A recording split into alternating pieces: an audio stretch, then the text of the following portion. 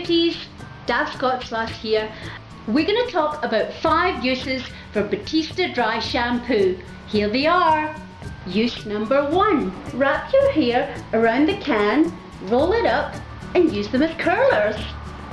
Use number 2. Playing Skittles.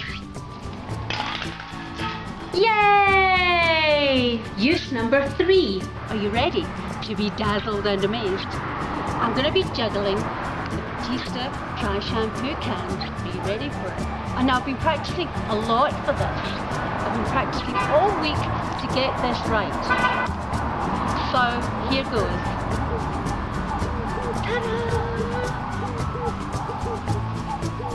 Ah, that hit me! How?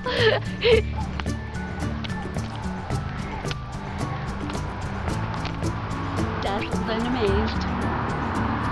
Use number 4.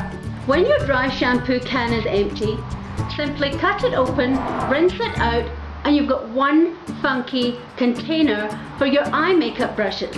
Batiste Dry Shampoo, use number 5. Once you're finished with your dry shampoo and it's empty, cut round the can and use them as disposable ashtrays.